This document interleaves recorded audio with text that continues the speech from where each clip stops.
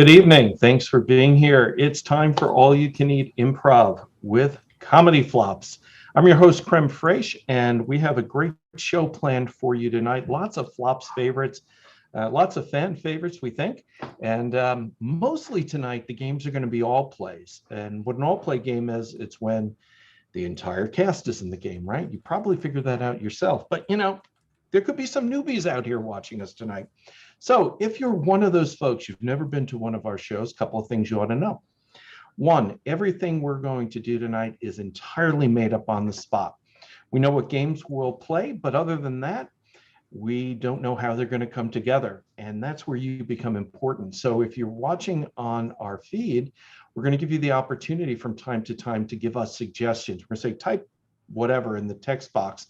Please do it. It will help make the games extra fun, and they'll be weird and wild, and undoubtedly you'll laugh. Laugh loud. Make everybody in your house wonder what's going on. Why, what are they watching up there, right? That's important. Second thing to know, we do our shows in support of charitable organizations that serve our community. Tonight, we are supporting the Brain Injury Association of New York, and they help people that have suffered head trauma and other brain-related injuries. They're a great organization. We're very pleased to support them, and we set up a GoFundMe. So if you feel like, yeah, I want to kick in on that, please go to the GoFundMe link and show them a little bit of love, okay? That's all I have. Let's get the show started, and let me introduce you to tonight's cast. Last but not least, well, I'll tell you that later. Let's instead welcome to the stage the one, the only, Camel Treasure. Broadcasting tonight live from space. And while he's up in space, he might have looked to his left, he might have looked to his right, and if he did, he may have seen a Moonman. Ooh, he's got the special glove tonight. Ooh. The 1942 Wimbledon mixed doubles champion, where he played both parts, the one, the only, Joe Lobb. The technological guru, wizard of the world. He's broadcasting us tonight. Please welcome Rigamarole. Oh, I didn't see you there. But we saw you.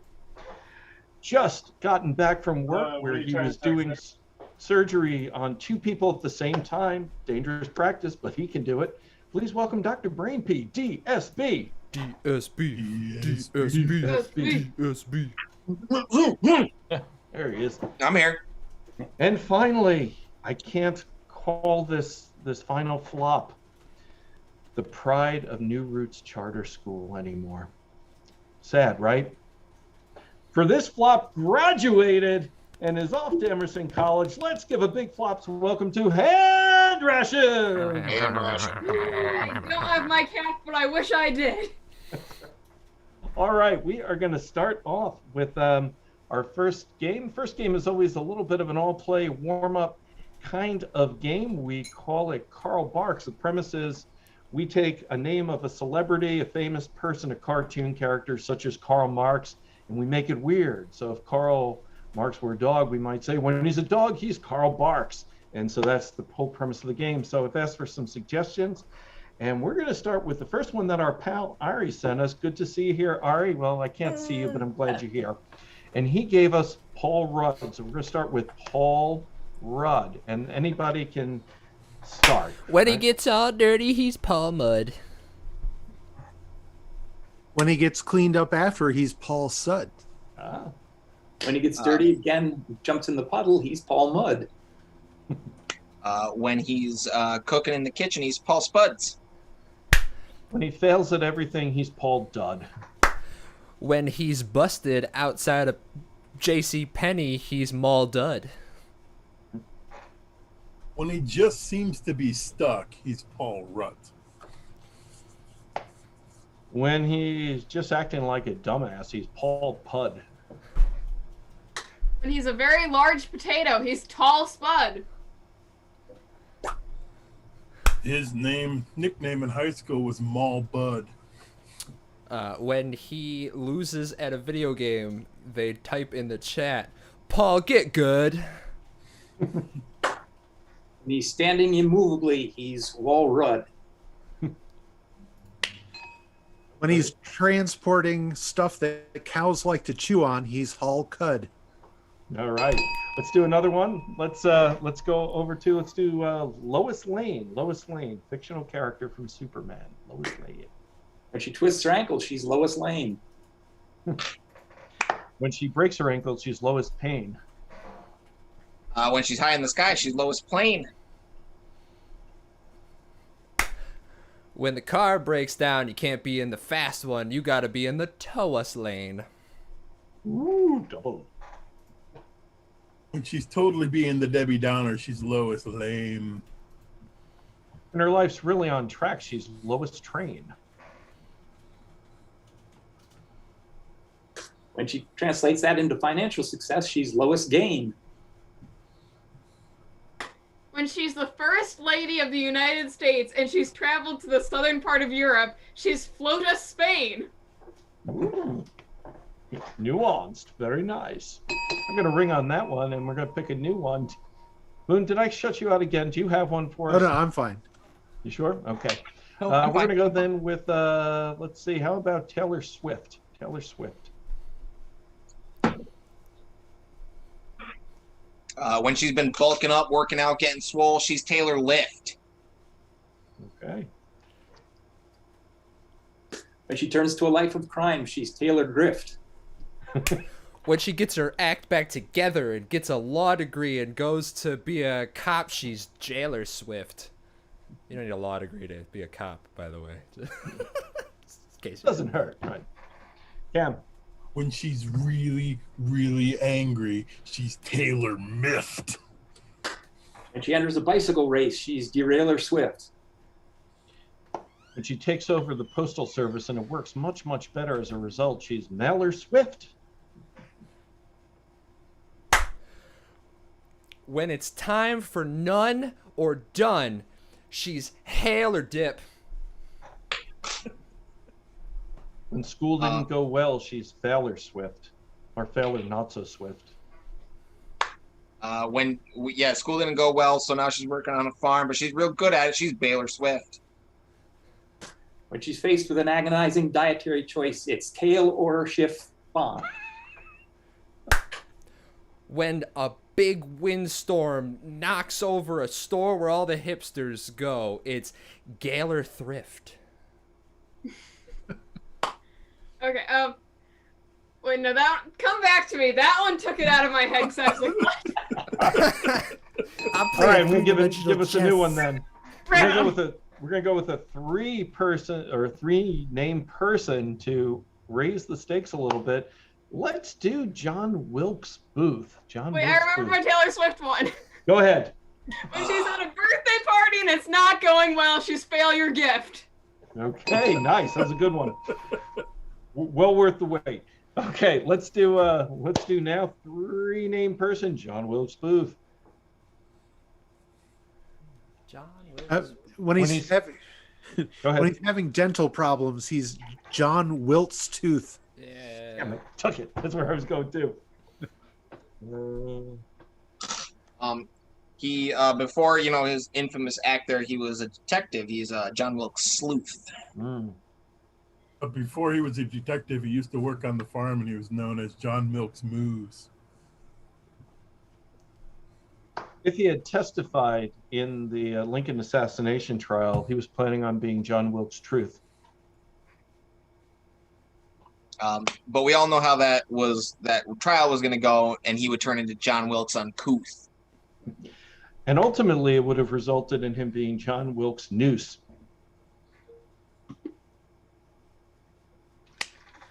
If he knew that there was always money in the banana stand, he'd be John Wilkes Bluth. Dang it. The banana stand thing threw me off. Hold on, come back to me. Now you know how it That's feels. how we're playing this game now. Is this a rule we're playing? Oh, I got it. Oh, After if he had gone on with his acting career, he was going to start a blue or a late night theater called John's Filth Troupe. Okay, nice. I thought that was Matt comedy lost flops, money? but He was going into the cloth trade. John Silk's smooth. Oh, When he knows there's a large species of moose around here, but nobody will believe him until he gets evidence. He's John Elk Proof. all right. Last one. Let's pick. How about Nancy Drew,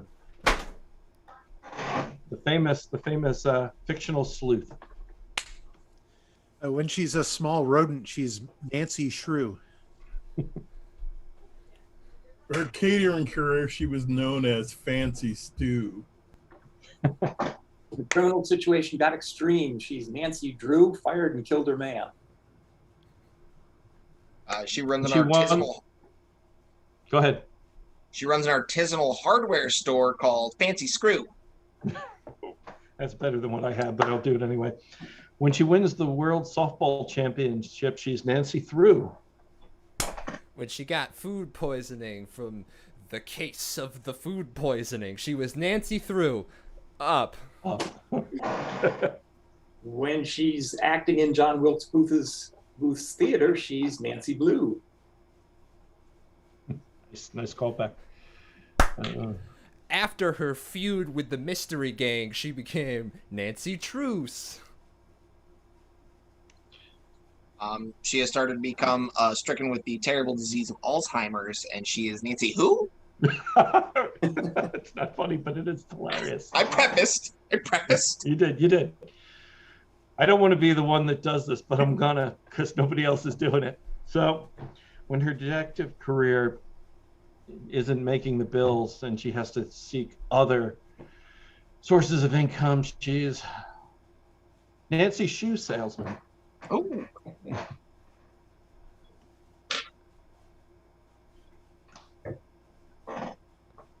When she gets tired of that and decides that's too much work, I'll do something a little bit easier, she goes into the beer making business and becomes Nancy Brew. And as a sideline, she works as a flight attendant. She's Nancy Flew. When she's with her other friend Nancy, who everyone likes just a little bit better, she's Nancy too.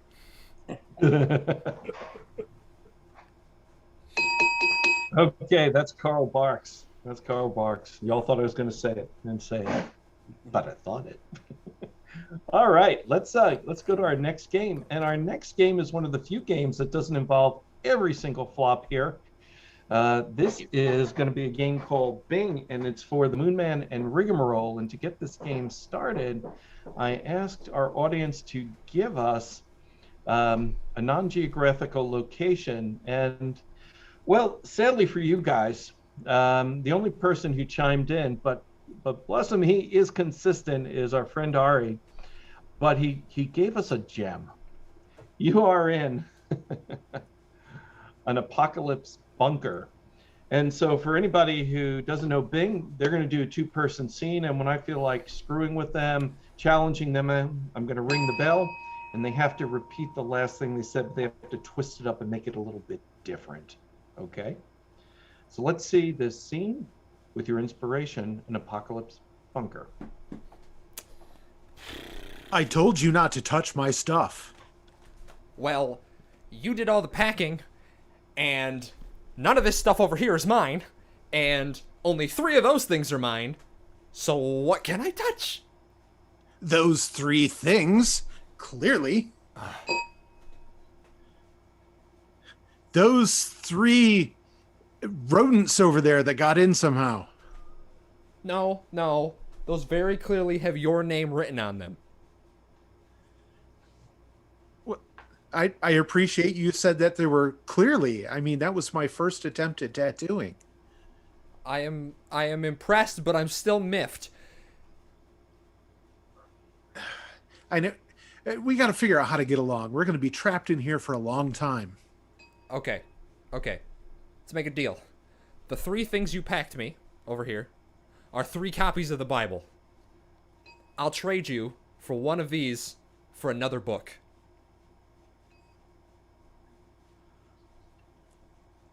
I hear a slight ringing in the distance, but I can't really make it out. Okay, I guess that's for me. I will trade you one of these for anything that you took. There it was again. I don't know why I'm not hearing it, but I will trade this for anything edible.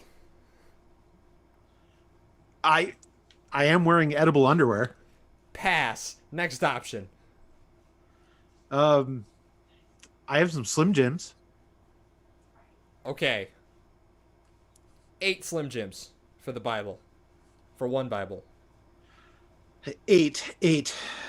What if it was 4 and a fruit roll-up?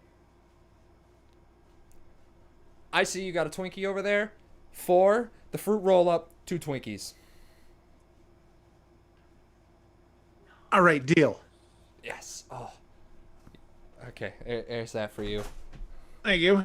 Okay. Did I mention we were out of toilet paper?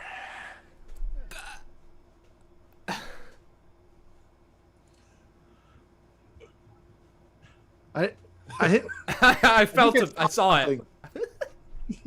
I I think the bell is being washed out. Yes, it's like a slight ringing in my ears sometimes, and it's got to be living in here. Pardon? I think it's pretty near. Well, then we better get to the fortifications, because I am not living through the apocalypse out there with all the normal people. Ding. I am not living the apocalypse up there with all those people jazzercising. Ding. I am not going through the apocalypse up there with people who enjoy the taste of soap. Brad, the door's that way. I know where the door is. Ding. I know what I wanted was over there, and now I'm unrelatedly going to the door. Well, I mean, you're going to find it hard to open the door without the key. Ding. You're gonna have trouble getting out the door without me. Ding. I think you should just come to bed with me. All right. But I'm the big spoon. And scene. Ding, ding, ding, ding, ding. Now I hear it. Yep. I don't know why that wasn't broadcasting. We managed. Nice job, gentlemen. Nice job. All right. What we do here, we improvise. That is what we do. I know. Who would have expected that at an improv show, right? All right. Our next game is a game for Camel Treasure and Hand Rations. And to get this game set up, I need the title of a play that you would never want to see. Please take a moment and type that in the chat box. And if I don't get a lot of suggestions, I'll take other things you've suggested and mash them up into something. So I have a plan B here. But how this game works while you're doing that is these two flops are actors in a play. And one of them is totally off book because they forgot their script. And the other one has the script. And we'll be giving them prompts, and they're just going to have to deal with it. And so let's see what suggestions we have. Oh, there's a good one. I'm going to give it one more minute because I like what I've seen with that one, and I just might go with that one. Yeah, I'm going to go with that one. Tonight, we are going to see a scene from that classic musical, Fiddler in the Sewer. Fiddler in the Sewer. I give you Camel Treasure and Hand Rations. Okay, so for the last time, you need to make sure your bow is nice and taut before we play in the sewer. Stop worrying about it, man. Mellow out. I can't mellow out. We've been working for so long at this. We must get it right. So what are we supposed to do while we're waiting to decompose? You're on the decompose already? We don't decompose yet. We've got to compose. Compose. Enjoy the company. Half the trash a family normally throws away can be composted along with us. You know what? Half of the garbage that we do will be compost with us as we play in the sewer. You're getting it. You're right. That does have appeal. See, we go. Okay, so remember, you are the lead fiddler, and I will accompany you at different points with like stingers. Only you could get hungry thinking about rotting vegetables. We're on this again. Didn't we clear this up last night? So what? That carrot was a little bit soft. I like soft carrots, okay? I just wish they'd give us some tips on our own songs. We've got one last gig. If it goes like the others, we're finished. I mean, I told you it was the sewer or nothing, so... Here we are. Exactly, here we are. You did practice, though, right? And look, Josh, you're in luck. It's a chicken nugget. Is it soft? And I'm a styrofoam container. I'm immortal. Okay. I think the gases may be getting to you. We should probably get the show going. Just about. Let me see if anyone's here. I'll take a peek out the window or out the curtains. Yuck. They'll hear you and they'll leave. They're perfectly fine sewer rats. They're all sitting in a row. They're ready for us. And don't forget the packaging. I am styrofoam. Hear me roar. Okay, styrofoam, this is your shot, your moment to shine for all the sewer rats. Sure. Plant some trees for fruit and nuts. They're good for the air, too. Okay, we'll save that for our park show next week. Hey, that's my hat. I'm sorry, you told me I could wear it. I've never seen you wear that. Well, I wanted to surprise you. Surprised? But that was a hallucination. Oh, there's an awful lot of sewer gas down here. I've been wondering, why did you choose us? Why bring us here to learn how to help the environment? Where else can we learn how to help the environment than in the sewers of the city? I mean, look at this. This is what we produce. This is our environment. This is what No we're one doing. listens to us. That's because we're in a sewer with a bunch of sewer rats. Don't be ridiculous. I'm not being ridiculous. I'm being factual. There are literally sewer rats, and that's it. And that's who we're playing to. Come back to reality. Don't even think about that. Can't do anything but think about that. And to think, I went to Juilliard for this. Don't cram the landfills with something other people may find useful. Donate it.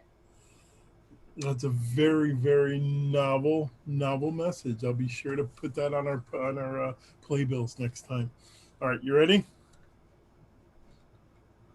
The bell's going. I think it's too loud, John. I think it canceled. The noise cancellation knocks it out.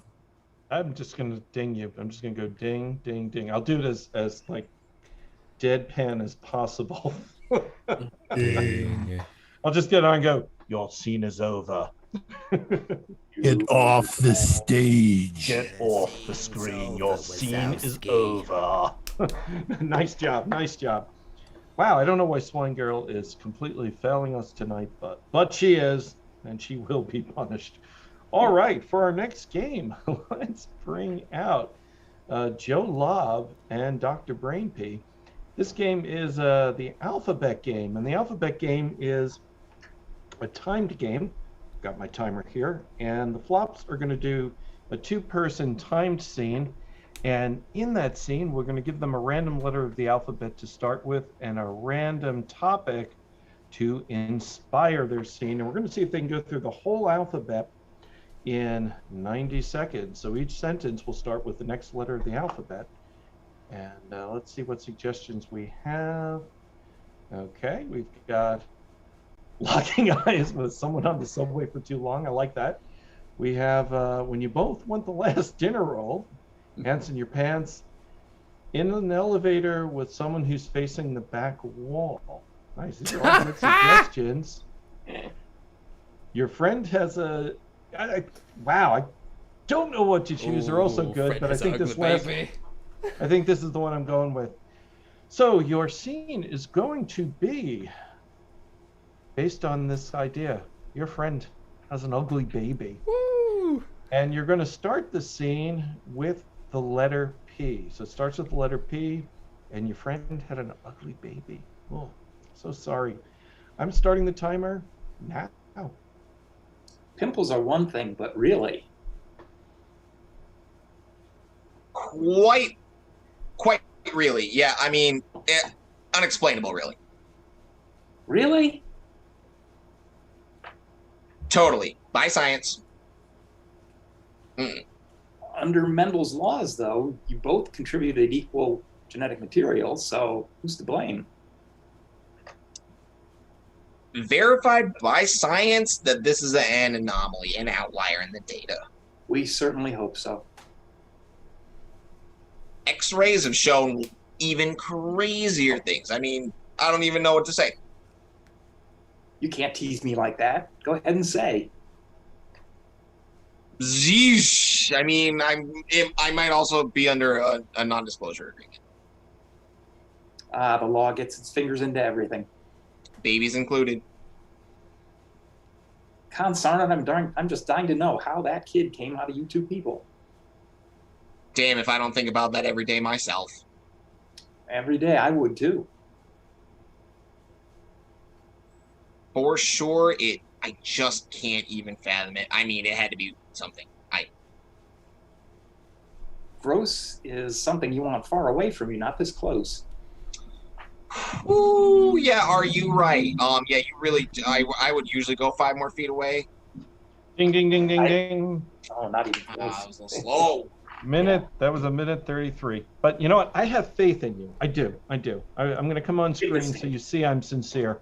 I have faith in you both. I think you're up to a greater challenge. I think that was too easy, and you just, was like, this is too easy. Let's try it backward. You can keep the scene going, or we're going to try it backward. Starting, what letter are you on, Dr. Brainpee or Joe Lobb? I was about to do I. Yeah, Joe's going to do I. Okay, start with I, but work backwards. And because I'm just a heck of a nice guy, I'm going to give you a full 2 minutes. We could do this. I think Yeah, you we can. Are really you ready? should. Okay. All right. If you fail, we will mock you. You know that, right? Oh, This if is you known. succeed, you'll mock us. Yeah. Right. Okay, good. And let's see that scene. I'm just so amazed. Holy moly, I have no idea even what to say. God knows I can't say anything. Freaking, the doctors just won't even call me back. Eyes that are not only crossed but are 3 different colors? That's just too weird. Different dimensional, too. Can that thing go across dimensions? Boy, sure. Amazing. Show me. Zoinks, there it happened again. You're right. Extreme, just popping in and out all the time. Weird. Very. There could be problems with it growing up, Sometimes I think there's problems with it right now. Really, but wait till he's a teenager. Questionable at best. He's been a teenager 3 times. Possibilities are just endless for mischief. Oh, yeah. No doubt you ought to get some legal protection. Me and my ass. Looked in the law directory lately for a good lawyer? Karl Colson, yeah. Already on retainer. Just the guy. He's my lawyer, too. I'm glad I went with that decision then. Ding, ding, ding, ding, ding, ding, ding. In a minute 36, only 3 seconds more than doing it forward. Yeah. You rocked it. Yeah, that's not bad. I knew you had a better take in you. Let's give it up for Joe Lobb and Dr. Brainpee DSP. DSP. Yeah. Now let's get all the flops back on the screen. So It's time for that game we all hate. Yes, it's time to play the game that should never be played. Yes, Hate and this I asked our folks out in the audience to give us suggestions for the title of the game that should never be played. Of course, how this game works is you give us a weird title and we pick it, and on the spot we create a game with that title. And only one person did it, and I don't even think he was answering that actual question. I think it was about just a script. But it has become the title of the game that shall never be played. Tonight's game that shall never be played is called, Yeah, I was going to ask about that. Right? So tonight's game will be, Yeah, I was going to ask about this. And so to start this game, I need an inquisitor. I need an inquisitor. Who would like to be the inquisitor? No one expects the Riggy Inquisition. I think that's exactly right. So Wiggy's going to be our Grand Inquisitor for this game. And now, how the game plays is he's going to quiz 2 flops on any subject he wants, and you can earn points. Now, what I want each of the other flops who isn't in the game to do is to write down a question in the chat, but send it only to me, okay? Send the question only to me. And as Riggy is questioning, if he asks one of your questions, you have to say, yeah, I was going to ask about that, and you become the new inquisitor. If, however, one of the people he's quizzing gets to 5, Riggy wins the game. Oh, okay. And that is, yeah, I was going to ask about that, okay? So right now, Riggy, who are the 2 people that you would like to quiz? I'm going to quiz Joe Lobb. Okay. And I'm going to quiz DSB. Okay, so Joe Lobb and DSB are going to be the recipients of the questions from the Inquisitor. Now, what that means is I need Camel Treasure, Hand Rations, and the Moonman to send me, just me, a question that they would ask. And if Riggy asks that question, they become the Inquisitor. Whoever's Inquisitor when one of the contestants hits 5 wins. So get those questions into me now. And Riggy, start thinking about what questions you might want to ask. Okay, so I have to get 5 questions for both of them. They can answer the same question. Okay. That's okay. And so what we'll do there is we'll award points.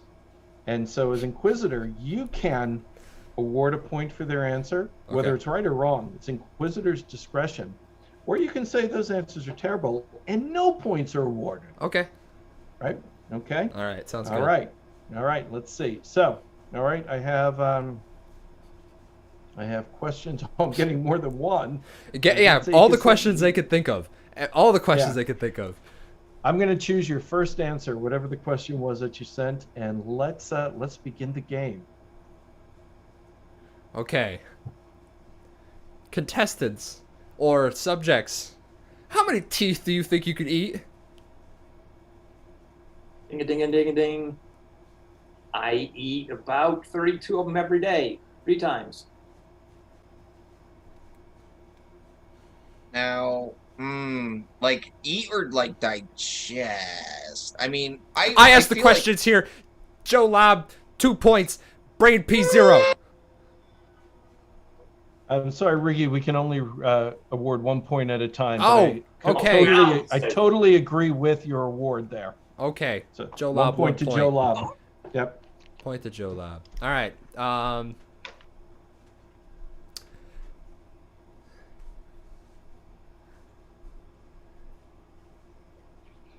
What is the worst flavor of ice cream you can come up with in your head right now? coleslaw. That's gross. Jackal vomit. Huh. See, thing is, Brainpee's is feasible. So Brainpee, you get a point for that one. Okay, Riggy, I have to say, one of our folks had a question that isn't the exact question, but is pretty damn close. And so I'm going to let him in as the new Inquisitor. Yeah, Moonman basically said, how many spider legs in vanilla ice cream? And I think that's certainly in the ice cream family. So Moonman, you are the new Inquisitor, and the score.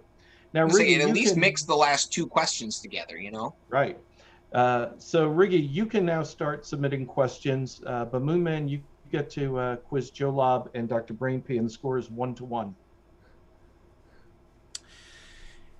If a frog was in the Olympics, what would be its favorite event? Ding, 10,000 meter swim. Predictable. Ding, ding, ding, ding, ding. Pole vault.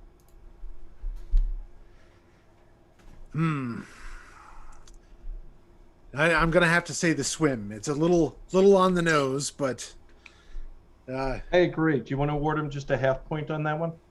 Sure, why Do not? half points? They come It's a in game full that points? should never be played. I can make it up as I go along. So in reality, the score is 3-1, but as you're playing it, it's only 1.5 to 1. Okay, fine. I got a different notebook over here. Okay, All the right, Inquisitor I'm should asking speak. questions here. Come on. Because we can deduct points too. You're sunning yourself on a nude beach.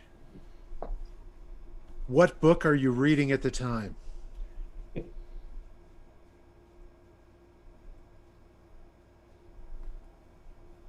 Sunscreen cancer, the case for and against.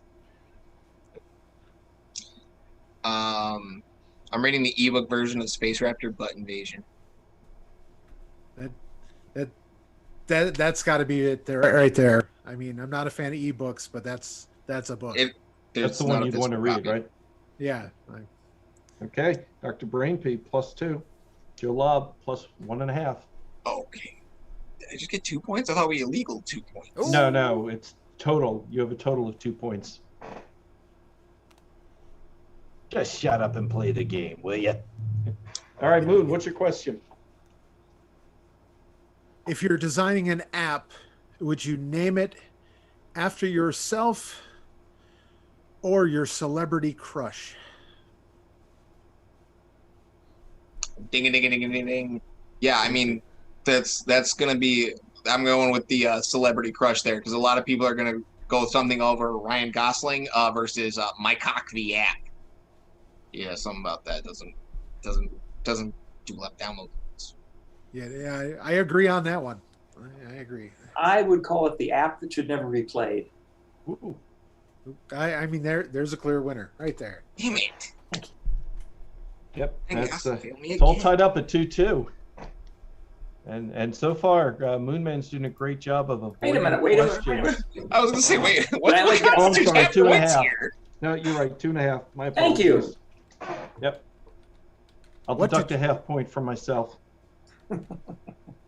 What did your last burp taste like? Ooh. Ding ding cheddar. Trying to recollect the flavor here. I think it was a little bit like mustard gas. All right, I'm in the mood for cheddar, not mustard gas. Well, man, me too. Who wouldn't be? And point for Dr. Brainpee.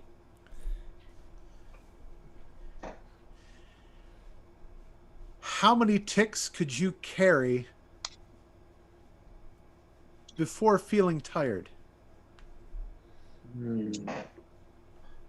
I'd have to go check. We will give you the time.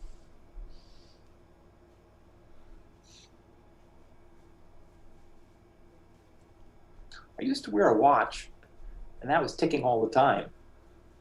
But it wasn't very heavy, so I would guess as many as long as the battery holds out. That's quite the logic. I like it. Points. Okay. That's 3.5 to 3. Joe Lobb over Dr. Brainpee. there's only And one I do question. want to let you know I've told the flops they can ask another round of questions, so the stakes get raised that somebody matches the Moonman. I'm going to ask, at risk, the classic question: how much wood could a woodchuck chuck if a woodchuck could chuck wood? Oh, not asked.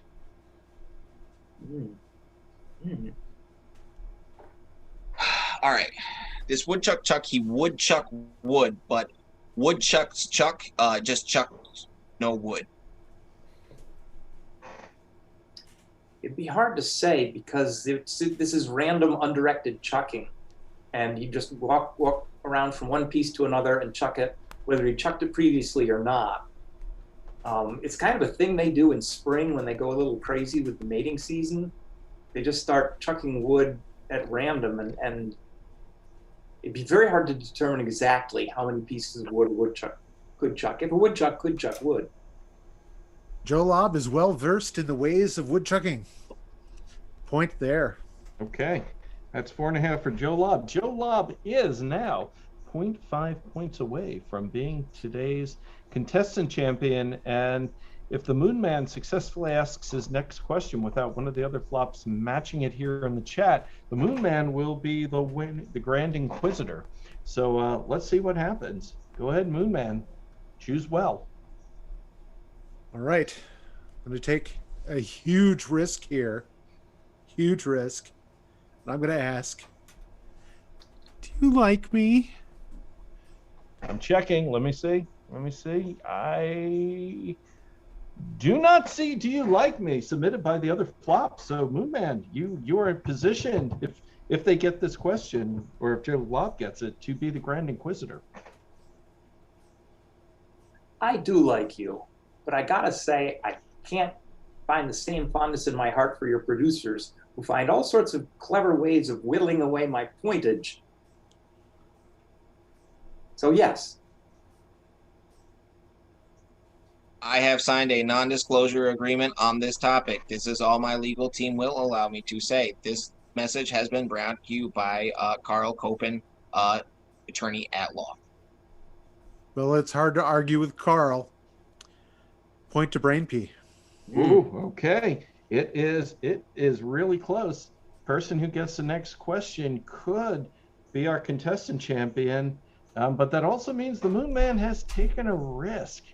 He has, in the interest of equity, he has opened it up that he might match a flop's question and get dethroned as Grand Inquisitor. Let's find out what he asks. Which is more dangerous, falling into a septic tank or a vat of melted chocolate? Not asked by our flops. Okay, let's find out.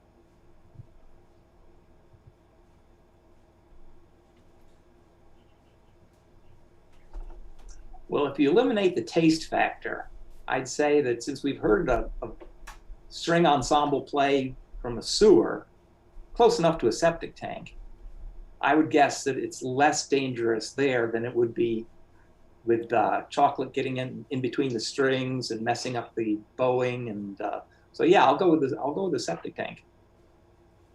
Oh, you see, I was gonna go. I'm going the opposite direction with that. I mean, it's way more dangerous to fall into there because then you got to deal with the sewer and listen to a string ensemble. So, lose. Tough choice. I think we've got a tie. We have a tie, you say? Okay. Well, so according to the rules of the game, what that means is, and we can't do it here because they're not in the same location, but had we been in an in-person show, what would have happened next is that the flops would have gotten out the dueling pistols, and we would be putting out a call for a new cast. Unfortunately, we can't simulate that here for you tonight. I'm very, very sorry. I'm a little bit embarrassed even now to have chosen this game at all, but you know, that's what happened. And so they both win, fine. And the Moonman is tonight's Grand Inquisitor. Let's give it up for the Moonman. Fraiche, more important question. We got the dueling, Cam. We got the dueling pistols back. We did. They're nice and cleaned and polished. They look lovely. They're going to be great. Cool. You're going to love them. Yeah. Yep. In-person All right. shows, here we come. Yeah. Wait, what did you just say? I said in-person shows, here we come. Oh, that's weird that you said that, Cam. That is Yeah? really weird that you said that. Why is that? Well, because that happens to be tonight's secret phrase. And you know what that means? It's time. It's time to play Cabbage or Camel. Yes! And my background is gone, and I don't know why. It's sad. It's sad for me, but it's good for you. Okay, so tonight on Cabbage or Camel, let us see. Let me get a mystery object, and we'll decide if that object is Cabbage or Camel. And oh, I've got a good one. It's that old trusty fireside musical instrument, the jaw harp. Ooh. Bow, bow, bow, bow. Bow, bow, bow, bow, bow, bow, bow, bow, bow. Oh, I need to know, Flops, this jaw harp, Cabbage or Camel? And let's start with Camel Treasure. Are you biased? I'm not actually. I'm very open-minded, and I'm also the king of the obvious, and it's pretty clear that that's cabbage. It goes in your mouth. It's tough to chew. I mean, you got to really cook it to get it soft, and then it goes down smooth. So that's where we're at. So you go with Cabbage. Yep, red cabbage. Okay. Oh, specifically red cabbage. Bold choice, bold choice. Hand Rations, I saw you there shaking your head. What do you think? This jaw harp, Cabbage or Camel? I say Camel, because while yes, you can, like, cabbage goes in your mouth, that goes in your mouth, that's the obvious line of thinking. However, if you get your tongue stuck in one of those harp things, that's going to hurt so much. If you get your tongue bit off by a camel, that's also going to hurt so much. Cabbage, it doesn't really have a way to hurt your tongue unless you're, like, allergic to it, and, like, who's allergic to cabbage? It's, like, just water in plant form. But, like, camels, jaw harps, great to have around, just be careful of your tongue. Good safety tip for all you Flops fans out there. Thank you, Hand Rations. Lobb, what do you think? This jaw harp, Cabbage or Camel? No, I hate to disagree with my respected colleague, but if you hit something and it makes a sound other than which is the sound you make when you get a cabbage, then I'd say it's closer to a camel. If you beat a camel, you're going to get all kinds of noises. Now, granted, the scale of beating would have to be much harder. The beating that you give that little twanger in the middle, camel isn't even going to notice that. Camel is just going to ignore it. But if you lean back and really lay into a camel, it's going to make sound. It's going to be a melodic sound. Again, question of scale. It'll be a much louder sound than the sound you get from the jaws harp. But there's the commonality there. Whereas with a cabbage, it's dead sonically. It's not going to give you a thing. So this is most definitely camel. Camel, you say? Okay, so we have two Flops who say Camel, one who says Cabbage. Rigamarole, what do you think? I think Joe Lobb had it backwards. He was thinking, the camel and the noise. Well, I think today I can gladly simulate the noise that a cabbage would make. I'm going to go over here to the Flops official Cabbage and show you what sort of noise a cabbage makes. Here. That's pretty musical. That's more musical than I would have thought. Yeah. Perfect, right? That's musical. Now we can't afford a camel, obviously. Right. So what we're gonna do is we're gonna simulate the noise of a camel using this cat. All right, ready? It's pretty close. Nothing. I hear nothing. Yeah, exactly. So yeah. I think if we're gonna distinguish, maybe there's a third class, but if we gotta distinguish between the two, we do. It's cabbage. Cabbage. Okay. Ricky says Cabbage 2-2. But I feel like Dr. Brainpee has an opinion on this. You know, I do, and it's a common misconception here. Yeah. As a former brass player. Now, after you play you play it for a while, and Right. you know, you might take it out, and somebody be like, "Ew, you got it all spitty. It's all wet Yeah. and spitty." Now, the True. common misconception is that it's not spit; it's just condensation. And That's see, spit. so you would think that it's a camel because it's, you know, that's spitty and the camels are Mhm. spitty. But realistically, it's condensation. It's not. You're not spitting all over the jaw harp. It's just coming out of your lungs. So, and you know what else is has a lot of water in it. It's condensaty. Especially when, you know, what cabbage. Cabbage. Okay. And Cabbage is taking a decided lead here. Interesting. But there is one more flop to weigh in on this before I reveal the answer, and that would be the Moonman. Moonman, what do you think? This jaw harp, Cabbage or Camel? Well, I say it's clearly a camel Mm. because it forces your jaw to drop, Mm-hmm. and I have yet to see a jaw-dropping head of Cabbage. But a camel coming out of nowhere, knocking over a bunch of people in line for beer at a 10 at a fair, Mm-hmm. that's jaw-dropping. That's true. That's true. So you are concluding that the jaw harp, in fact, Camel. Camel. Interesting. So that means actually we have an evenly divided troop tonight. Well, that's interesting. Well, I will tell you the answer. I will say this first. I thought Hand Rations made a tremendously compelling argument. Truly great. And it would have been possibly the best Cabbage or Camel argument of all time had she been correct. Oh. Unfortunately, you can't beat the power of a live demonstration. And Rigamarole clearly demonstrated that, one, the Cabbage is tremendously playable. Like, I'm surprised more blues bands haven't just gone right to the Cabbage, right? And he's equally shown that mammals are not particularly playable. So tonight's jaw harp is, in fact, a Cabbage. Woo, you did it, Lemon. You did it. Thank you, Lemon. Thank you, Lemon. All right, and that's tonight's edition of Cabbage or Camel. Now, we're going to take a break in a minute, but first we're going to play a really fun game that I know you all love. It's called Pyramid. And for Pyramid, what I need is an historical time period or event. So in the chat, if you can, put an historical event, and we're going to play Pyramid with that as a suggestion. How Pyramid works is one flop is going to start a one-person scene. They're going to be joined by a second flop. They'll create an entirely new scene, third flop, new scene, fourth flop, new scene, fifth flop, massive cast, new scene, and then one by one they leave and they go back to the previous scenes till we have that one flop again. It's a fun game.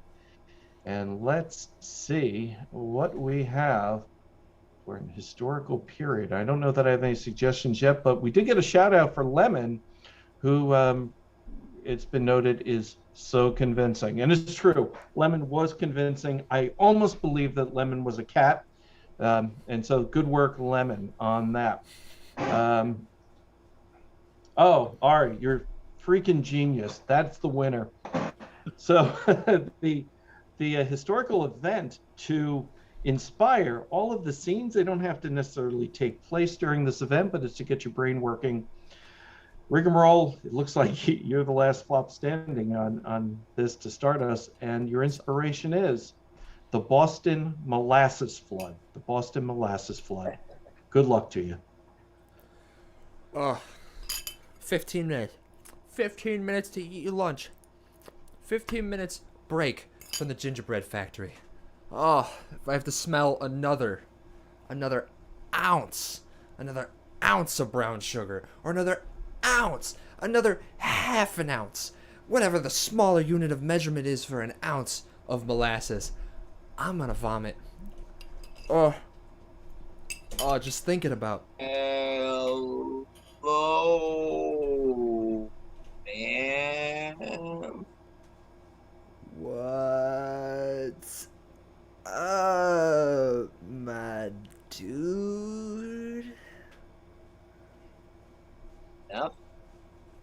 been just chilling.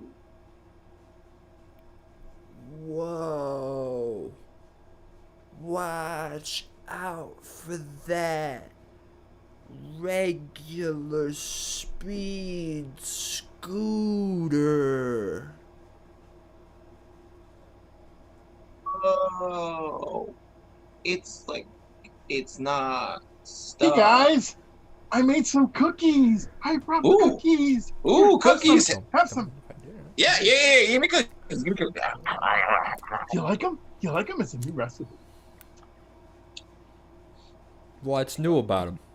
Yeah. Well, they're molasses cookies, but I ran out of molasses, so I substituted for motor oil. How does it taste? It has the same consistency. It smells the same, and I took it right out of your Subaru. It's perfect. Oh, my Subaru. Your Subaru. Oh man, I haven't got that oil changed in 6 years. I know, it was like paste. It was perfect. And I hope you enjoyed that wonderful visit to Paul Revere's house. It is the oldest house still standing in Boston, and one of the oldest still standing in the United States. Now, as we turn this corner, you may catch a faint whiff of something in the breeze. Everybody take a deep sniff. I just smell the harbor. I just got a what? Yeah, there's that. Can't deny Boston Harbor has an odor to it, but what else? Earthy notes, sort of a fruity undertone. Yeah, kind of close. Stale beer. We're close to Fenway, aren't we? Every place in Boston do is close to Fenway. Yeah, and I think every place in Boston smells like beer as far as I found so far. Dunkin' Donuts, maybe? Well, this is the first group in a long time I've had that hasn't smelled molasses. You see? I thought molasses was a myth.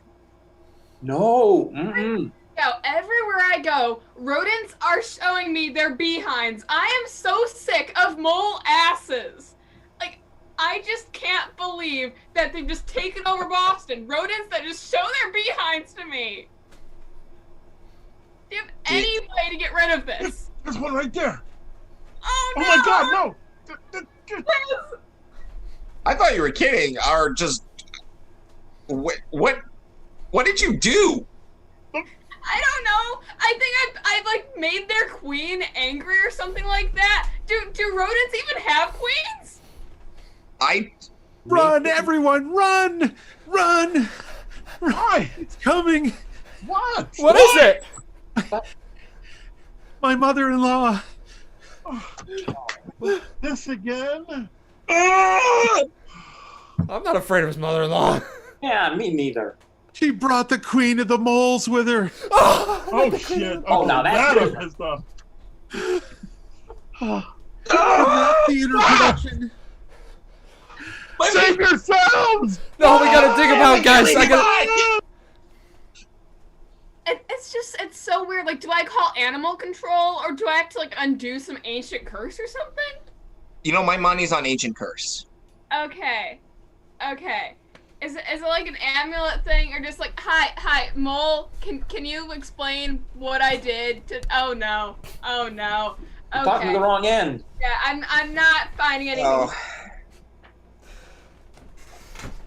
Yeah, no, I still smell just the harbor. Does that really? Open up your nostrils. Use one of those air breathing strips, and I'll bet you'll catch a whiff. I smell it. I smell it because I've got a great Good nose. for you. Okay. oh, Brown noser.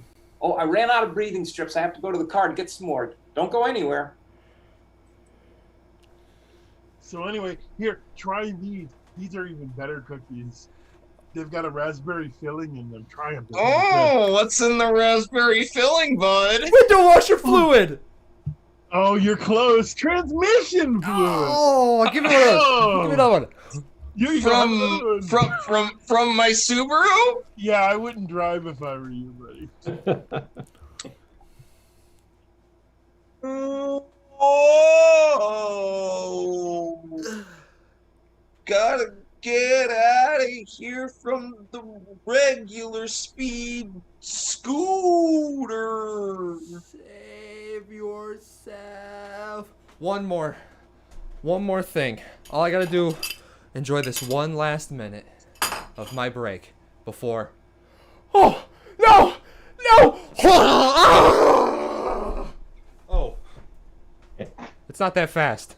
I can get away. And scene. Forgot my lunch. Nice job. Nice job. Yeah, that turned out to be, usually pyramid we have 5, but we actually, the flops tonight did 6. And that is a degree of difficulty because you got to remember the whole thing, right? And they did a great job. So what we're going to do now is we're going to. What's that? I wasn't the last one this time. No, see, it's all knowing when to jump in and jump out. You've learned well. So we're going to take a 5-minute break or so to refresh, and we'll be right back. We have an amazing second set for you. And if you want to help us get it started in the chat, please give us topics that you would like to hear us debate. Okay, we'll be back in a few. Ba-da-ba-ba-da.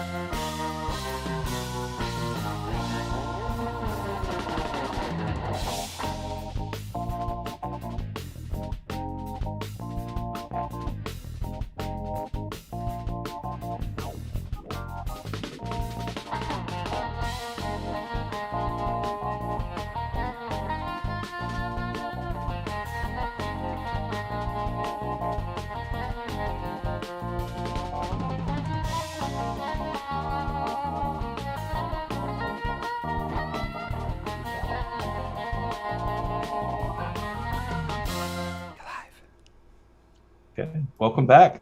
Ready for set 2? I hope we had a fun set 1, and we decided the game that should never be played that we played tonight, we might actually workshop into a regular flops game. We'll see. We had fun with it, so it's fun to us. We'll inflict it on you at a later date.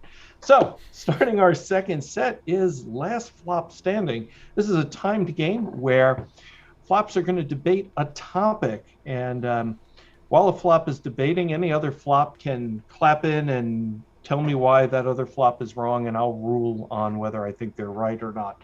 And so the topic that's going to be debated tonight is kind of a weird and wild one, and I like it. And it's simply this.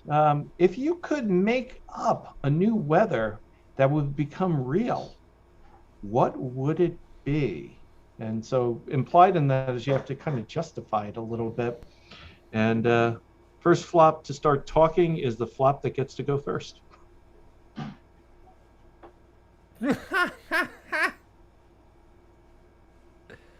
Well, first off, Cam left. But I'm talking. Okay, Here we Riggy. go. If I had to take a choice in weather, it'd be one of two things. And we'll go with number 1. And that would be reset. This week was hot. So hot, in fact, and humid that I was uncomfortable anytime I stepped outside my office. And my office is in my home, so I control everything about the temperature in here. I would like to reset the temperature to whatever it is comfortable at. So, how do we do that? And Rations. Comfort is relative. So there's a chance that this reset could put everything back to absolute 0. Whose comfort are you basing it on? That's true. That's absolutely true. Go. See, every living creature has its own level of comfort. Are we talking about like warm-blooded animals or cold-blooded animals? Or are we even talking about animals in the first place? There's so much about our universe that we don't know. That maybe like this like dark matter that scientists still can't comprehend. Maybe that wants the temperature to be slightly above what's comfortable for you, Cody. Why are you only thinking about yourself here? I heard a clap. Was it Jess? Okay, keep I going. think she was glad. Okay. Keep going. Yeah. Riggy, okay. Clearly, Jess doesn't get the fact that I'm the most important thing in the universe. Yeah, that's not true. Keep going, Jess. Second? Third. Maybe somewhere around 16th. I'll take it. But yeah, Hulk there's call so much 15. about our universe that we just don't know. And one of these things is how the temperature works. So I would like to just sit down and have someone explain to me. Yeah, go ahead. Let's hear it. Now, we're talking a lot about temperature, but if we're going to make up weather, come on, let's get a little creative. We need to start talking about precipitation. Yeah, that's true. All right, because I mean, like, you know, whatever. We can talk about comfort and temperature and whatever, and you can always get something like he's got in his office to regulate it. That's fine. That's fine. Mm-hmm. Temperature can be messed with. Precipitation, now, precipitation is eternal. You can't get away from that. You can see it. It's going down. So, And Rations. Not trying to steal. I'm just going to say that at first I thought you said precipitation is eternal. I feel like he did say that. Go. I did say precipitation is eternal. Yep, go. She did hear it correctly, so she's up. Yeah. Wait, turtle or eternal? I said I- eternal. Wait, did you think I said turtle? Turtle or eternal? Oh no, I said that's eternal. That's not true. Eternal. Thank No, you. Joe Lobb. incorrect. Joe Lobb. I think Cody's second choice is going to be more interesting no matter what. That's true. Go ahead, Joe. Well, I mean, here we've had this big rigmarole, we can say, about his first choice. But, you know, that's just, you know, as has been pointed out, it's only temperature. And temperature, it can be comfortably hot or uncomfortably hot, comfortably cool or uncomfortably cool. I mean, there's a lot more variables that go into this. So whatever his second choice was, I would rather hear that than... Riggy. He's very excited about my second, but wait till he hears my fifth. Oh, now I that wanna hear it. Go. More. I wanna All hear right, it. Go. fifth. Skip 2 through 4, and let's go right to 5. 5 is cloudy with a chance of meatballs, but not meatballs. Lamb steak. Everybody loves a good lamb steak if you had one. Actually, I don't think I've ever had one, but they say they're good, and if they were coming from the sky, Cam. they'd be free. Cam. Look. You're no. I mean, we do need to talk precipitation because that's really where it's at. but we've got to up the game. I mean, we've got rain, We do need to up the game. I agree. we've got rain, we've got we've got snow. We need to up the game. We need like lava. We need lava showers right now. I mean, Riggy, That's number 11 on my list. Lava is 11. You didn't let me get to it. No, that's not true. Cam wins. Cam beats it and wins. With lava. Lava carries the day. that's right. We got to have every day be an adventure when it's lava raining. That's right.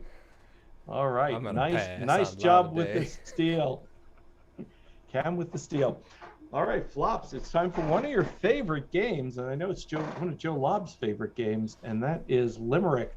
And this is where we're going to come up with just rhymes using sort of the standard Limerick device, right?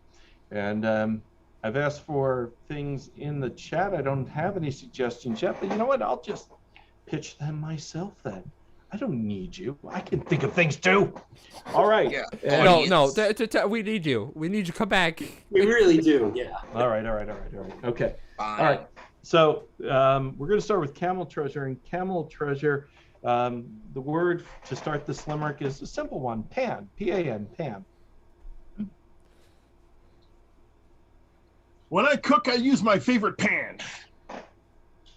It's always part of my cooking plan. I liked it very hot. Some like it not. I don't All know. part of the who's vast supposed cosmic to- plan. Oh,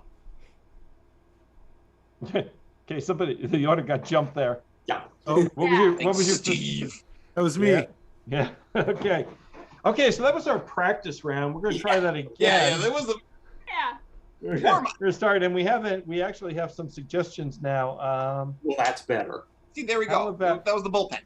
Yeah, that's a bullpen. All right, we're gonna start with pineapple, and please again, Flops, read the order. You. In our defense, you did change it. Did I? That's because you changed on my screen, you know. Wait, who am I after? You are after Steve. I'm Okay. posting it again. Here we go. Okay. We're gonna start from the top. We're gonna start with Cam again. And Cam, your word is pineapple. Pineapple. Yeah. My favorite fruit is a pineapple. Unfortunately, it makes me go crapple.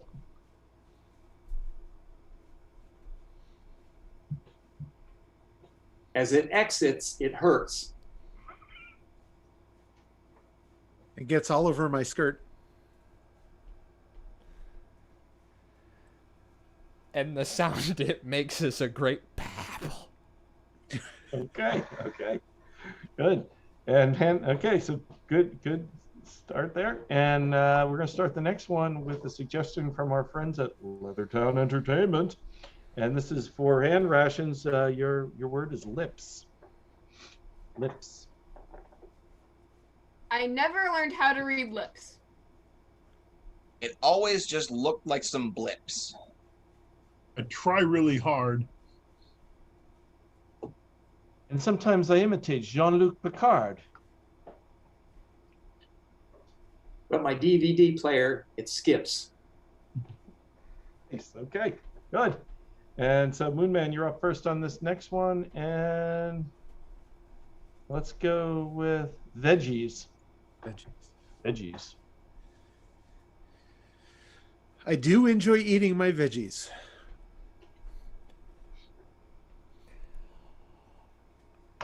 All of my bets, I do hedgies. For they are so nutritious. And mighty delicious.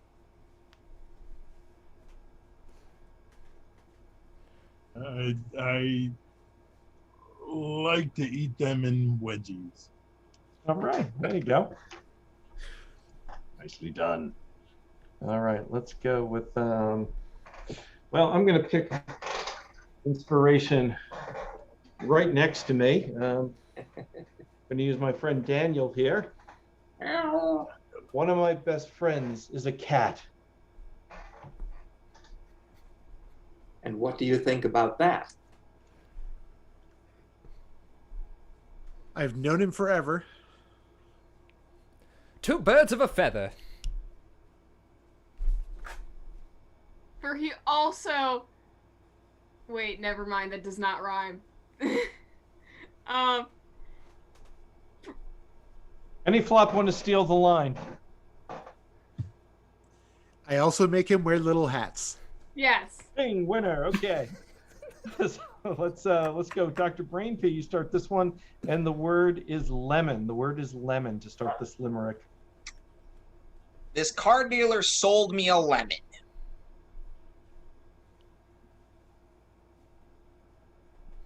He said it came directly from Yemen.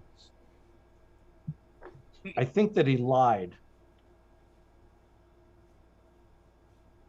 But truth cannot hide. A refund or I'll send him to heaven. Hey! Nice one. All right, we're gonna do one more, and then we'll go to the next game. And let's see. So who's Cody? Rigamarole starts us off with Wicked. Wicked. May justice be done to the wicked. Their actions have left me so sickened. I just keep watching.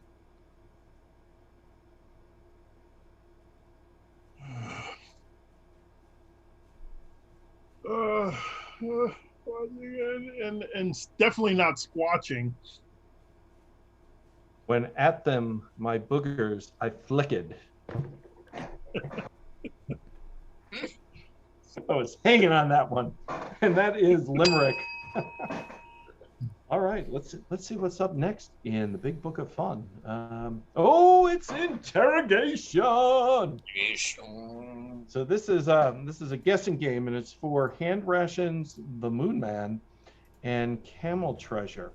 And we have to decide. One of them is the suspect, and the suspect did a heinous crime with a celebrity, and we're going to find out what crime they did and who they did it with, and then finally why they did it. So what I need from our audience is to give us something that would be just a silly or stupid or ridiculous thing to get arrested for. That's the first part. Then I need the name of a celebrity, living, dead, or fictional. And then finally, a reason why they might have done this crime. And while I'm getting that, who's going to be our suspect? Oh, who's going to be our Riggy, who's going to be our suspect tonight? Whew, I'm gonna pick Camel Treasure. All right, Face. Camel Treasure. Guilty. You are going to be the suspect, and that means the Moonman and Hand Rations will be our interrogators. And let's see what suggestions we have. Give me a thumbs up when I can turn my ears back on. You got it. All right, so we have a really good suggestion of what Cam did. Camel Treasure has washed the wrong car. He's washed the wrong car. I know. Let's see who he did it with. He had an accomplice, and his accomplice, let me see, was Danny DeVito. Danny DeVito is his accomplice, and the reason he did this horrible crime is it was performance art. Okay, so let's recap. He washed the wrong car. I'm going to write it down too. He did it with Danny DeVito, and he did it as performance art. Okay, you ready to put the screws to him? Yep. Ready. Okay. Get him in here. Get him in here. I ain't talking. You ain't seeing no songbird right here. I ain't got nothing to say. Well, then take a seat and shut up. What? Oh. I got places to be here. Oh, really? Like a parking lot somewhere? Like some sort of school fundraiser type thing. It's none of your beeswax. Oh. It's none of my beeswax. Well, it was certainly somebody's beeswax. Mm-hmm. I mean, they owned it, not you. Yeah. Somebody's kind of wax, at least. I don't know if it's from a bee. Certainly made it pretty shiny. I ain't got nothing to tell you. I'm telling you, just nothing. Well, you thought you'd make a clean getaway, but we're on to you. Yeah. Look, you keep dancing around something. I don't know what you're talking about. Thought Next it was thing- nice summer fun. We saw you in that parking lot with a bucket and a sponge. Mm-hmm. Yeah, you ain't saw nothing. There was no turtle wax there either. I didn't even know girls made wax. And you're a cop, huh? All right. Yes, No, the right precipitation is a turtle. I am not telling you anything about the charity car. Oh, shit. Oh, charity, that's what you call it. It would have been if you had targeted the right one. Mm-hmm. Well, I mean, come on now. It's all charity in someone's eyes, don't you think? This person did not ask, and now there's some poor old lady just sitting there waiting for you to get there with the hose. Well, I mean, grandma's used to waiting for things. I mean, like my grandpa doesn't move too fast anymore. He's kind of like molasses. Well, not gonna get that wash if you're already doing it to somebody else. You gotta wait in line and take your turn, and why am I talking to you? I got places to go here. Because it wasn't the right one.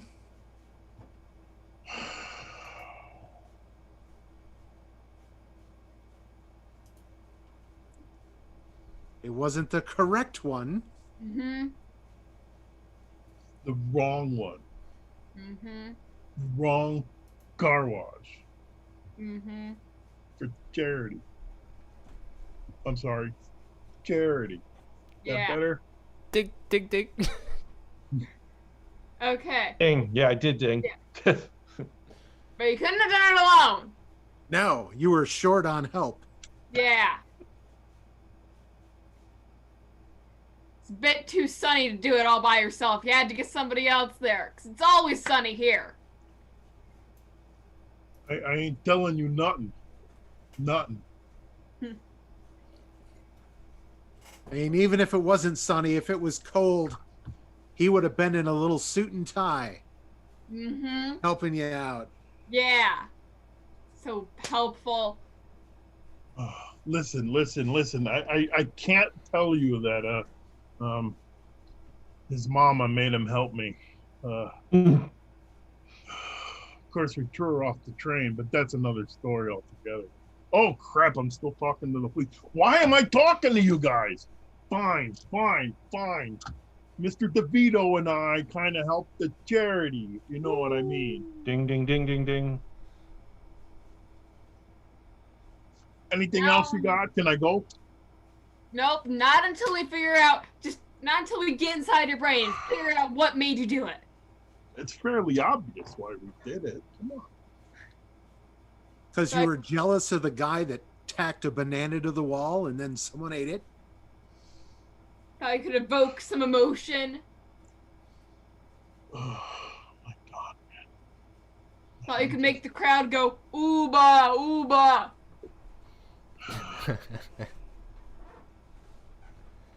You guys don't know. You just don't know. Well, then tell us. Mm-hmm. Oh, I told you too much already. I ain't no stool pigeon. Wasn't the kind of thing you could busk at. Mm-hmm.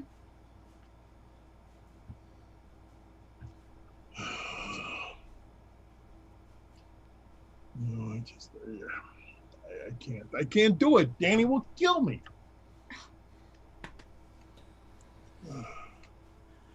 You would have been better off as a mime. Mm-hmm. this your preferred medium? Not pencil and paper sketches, just actually physically being out there? I mean, I did have dreams of doing summer stock when I was a kid, but that really didn't have anything to do with anything. Right? I don't know. I mean, we wanted to be street performers. I mean, that's kind of, he wanted to go back to his roots. I mean, he started off as a street performer. We were going to be like jugglers or something, or, con men or something, and he wanted to lift the thing. I don't know, man. You got inside my head, man. My head's all scrambled, man. I don't even know anymore. What do you want to hear? I got to go. Just tell me. Tell me. At this point, just tell me, and I'll tell you. Come on. What do you want to hear? You want to hear if we're going to be, jugglers or street magicians? You want to see some magic? I got the best magic in town. Is that what you want to hear? I want to hear how you'd like to be like a moving statue in the Louvre. Mm-hmm.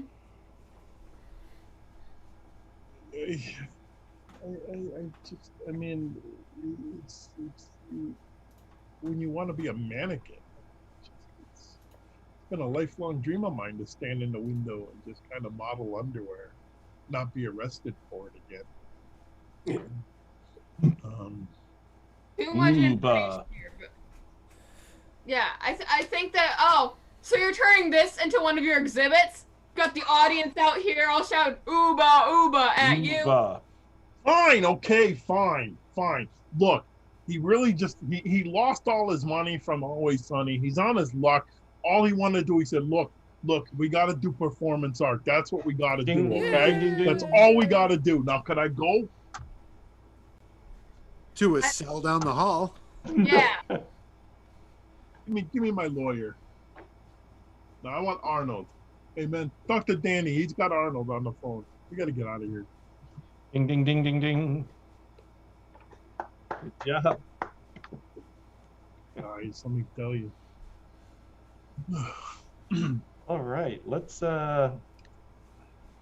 get all the flops on the screen, and I can't count. We have a cast of 7 tonight, not 6. So we're gonna go nuts. A game we play called 5-Line Movie Genre Scene, and I asked our audience to give us just random words and different movie genres.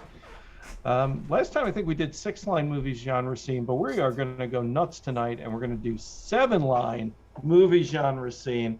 And so what we're going to do is I'm going to pick a noun from the chat, and we're going to just build a regular scene out of that as an inspiration, and then we'll go back and we'll recreate that scene in different movie genres. It'll be a lot of fun. And so let's get us a good word, and we're going to go with, that's one I didn't see a second ago. Let's go with, wow, they're so good. I'm going to go with Slip and Slide. Slip and Slide That's is our inspiration. So last flop on the screen starts the scene. Oh.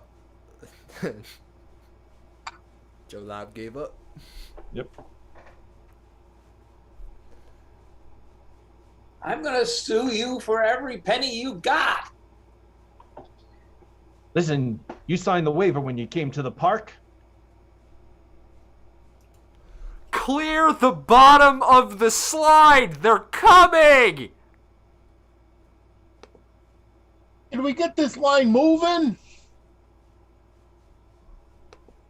Woo! Coming in high!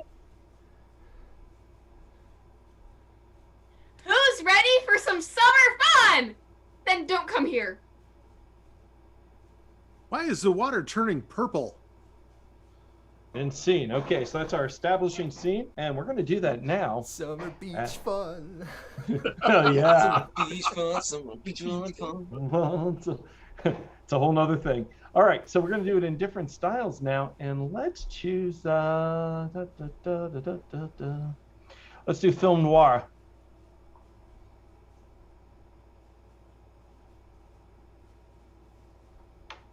You almost got me. I'm going to get every penny that you've got. Why'd you sign the waiver then when you came into the park? I ain't got time to talk to you. I gotta clear the bottom of the slide. This line. Better get moving. I came in hot. Real hot. I could tell she was ready for some summer fun, but I had no idea what a dame like her was doing walking into these parts. Drink it before it turns purple. And scene. All right, let's see that scene again now as a safety instructional video. Let's see it as a safety instructional video.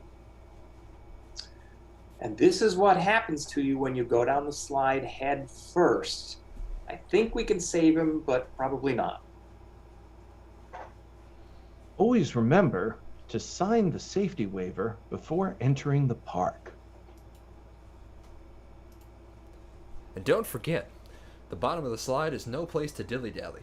Please remove yourself immediately. When moving through the park, move in an orderly fashion. Don't be a doofus.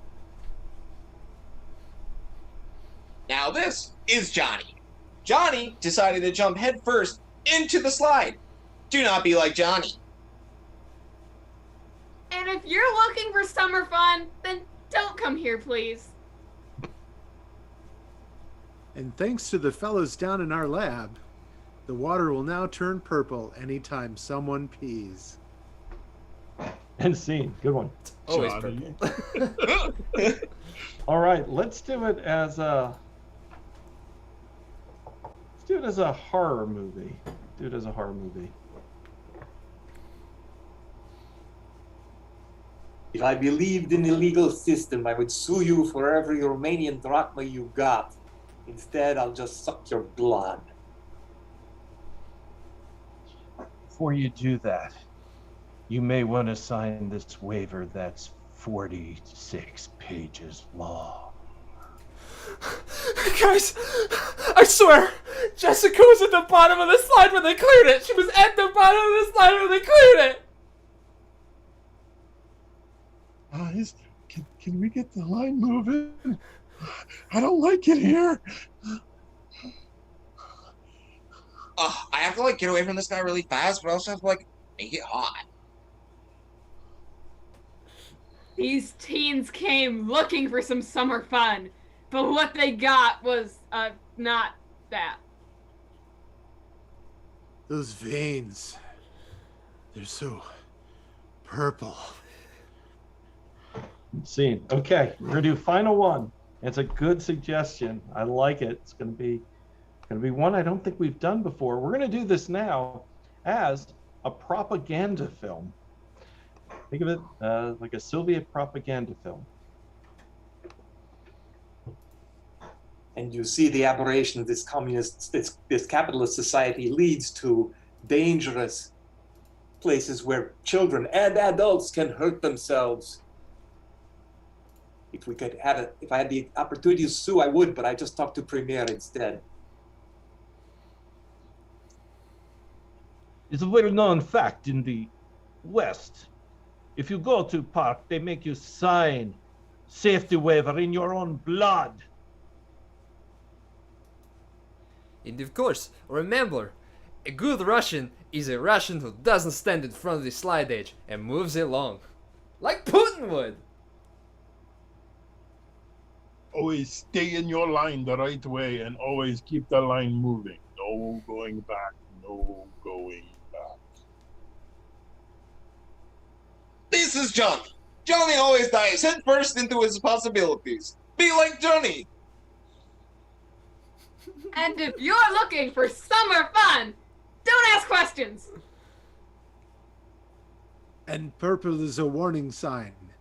Next, you will see the other colors of the rainbow. And scene. And that is tonight's 7-line movie genre scene. Thank you for those great suggestions. And let's see what we're going to do now. Look at Johnny American. Johnny. Johnny. Johnny. Johnny American goes down slide. Yeah. Yeah. That was going for. Johnny American. All right, it is time to play one of those games that actually was once a game that should never be played, but we liked it so much we play it a lot now. It's time to play the Hulk they call 15. And so this is a timed game. And I've come up with a category for the flops. They don't know what it is, but they're going to have to deal with it. And tonight, the flops are going to have to name 15 things that are farther away than 15 miles from where they are as fast as they can. And so the first person who's going to set the pace that other flops will need to beat is going to be Dr. Brainpee, DSP. Dr. Brainpee, it's time for you to name 15 things that are farther than 15 miles away from where you are starting now. Syracuse, Lake George, Kilimanjaro, the Moon, Mars, a Chick-fil-A, a Popeye's chicken, Philadelphia, the West Coast, the East Coast, Mexico, and my mom's house. No, that one doesn't count. She's less than 50 miles away. My grandpa's house, my brother's house, and the Statue of Liberty, and Death Valley. Okay, he did that in 33 seconds, which is a tough mark to beat. But I have confidence that one of the other flops can beat that pretty impressive number. Who will it be? Hard to say. But Joe Lobb is up next to give it a try. Joe Lobb, are you ready? 15 things greater than 15 miles away. And go. The wreck of the Titanic, Venus, Chicago, Baffin Island, Rhode Island,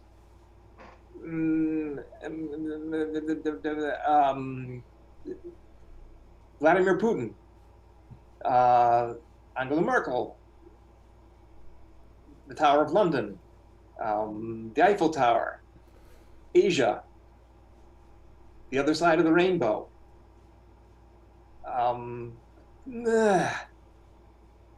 Oh, I'm sorry. Yeah. Really close, but not quite. Dr. Brainpee with 33 seconds still Putin is always closer than you think. That is true. And with that secret sound, it means it's Rigamorele's turn. Rigamarole, 15 things that are farther than 15 I'm going to end this man's whole career. Okay, let's see it and go. Every In-N-Out burger.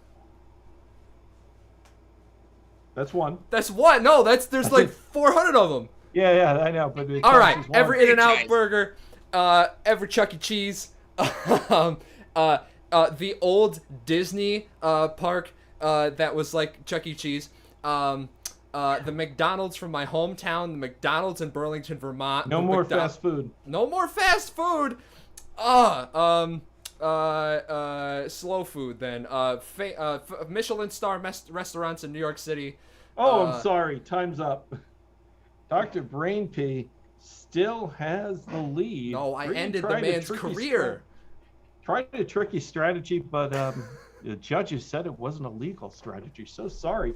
That brings us to the Moonman. Moonman, 15 things that are greater than 15 miles away, starting now. My mother, my father, my sister, my uncle. No more family. The city I was born, where I went to college. The site of my last vacation. The cruise ship I went on. Puerto Rico. Africa. Jupiter, Venus, Mars. No more planets. Black holes. The center of the Earth. The center of the sun. Yes, the Moonman with 32 seconds beats Dr. Brainpee by 1 second. Pretty impressive. We have a new potential champion, but that time could still be beat by either Camel Treasure or Hand Rations. And I don't know. I'm gonna say, Cam, it's your turn. 15 things that are greater than 15 miles away, starting now. Pennsylvania, North Carolina, South Carolina, No more District states. of Columbia, New York City, San Diego, Boston. No more geography. The sun, the moon, the stars, black hole, the center of the galaxy. Already said. I'll take center of the galaxy. Chicago, deep dish pizza, and sorry, Wisconsin. Time. And Wisconsin cheese. Yeah, that would have counted. And just so we're clear, it is in fact Mr. Jerk Off to you. You're number one. Indeed, I am. Okay, so Cam did an admirable effort, but the mark is 32 seconds to the Moonman, and the only one standing in his way is Hand Rations. Hand Rations, are you ready? I think so. Why am I genuinely nervous about this? I don't know. Why are you? This is very important. And go. Okay. Moscow. The creator of Gumby, Los Angeles. That pit where they put all of the like unreleased ET video games. Muppet Studios. Most Clouds. The nearest water slide. Boston. The Dairy Queen herself. The person who discovered oranges, Hawaii, kangaroos, the inventor of the light switch, the Olympics, and Amelia Earhart probably. Is that 15? That's 15. Okay. Now, we had an unfortunate error, which is the timer didn't engage. She said Gumby, she wins. Yeah, but Hand Rations by far had the best list, and I think she actually did beat Moonman's time, so Hand Rations is the winner. Hold on. Yes. Did you write it down? It looks like she did. Yeah, I don't know. Only cheaters write it down. Yeah, But if she had written it down, she Tell me, probably would check have the noticed. tapes on your wins, Rigamarole. All of them. Oh, Excuse me, I lose when I write it down too, thank you. Rigamarole, go. Okay, so he's like, oranges, bananas. crap, Okay. I can't read him. All right, it is time for our game where we help our audience out, but I'm going to put a little twist in it tonight. We often try and help our audience solve problems, and certainly we'll do that tonight. But tonight, I also want to give the flops a chance to gather wisdom from their castmates. So tonight, the flops will also get to ask questions for good advice, bad advice, worst advice. If you're just seeing this game for the first time, the premise is someone asks a question. The first flop gives pretty good advice. Second flop gives advice. And third flop gives just truly horrific advice. Good advice, bad advice, worst advice. So let's see what we have. These aren't so much questions from 4 Rapid 1 as they are randomly placed words, but I'm going to accept them. To be fair, you did say, what do you need advice on? And right, they gave okay, topics. all right, that's fair. You're right, no, that's true. And so the first question thing we need advice on is dating. And our order will start with, for this one, we'll start with, the same order we did before. Let me post it again so everyone can see it. And so Cam, you get the first advice on dating, and I assume it's how to be successful at it would be my thought. Well, I mean, don't be presumptuous. Didn't specify. Right, it could be how to be bad at it.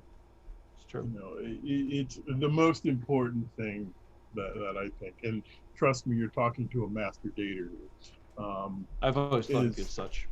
You know, you really have to be yourself. I mean, you know, you can meet with someone and you can put on airs, but eventually that's going to crack. So the best advice you can really do is just be yourself.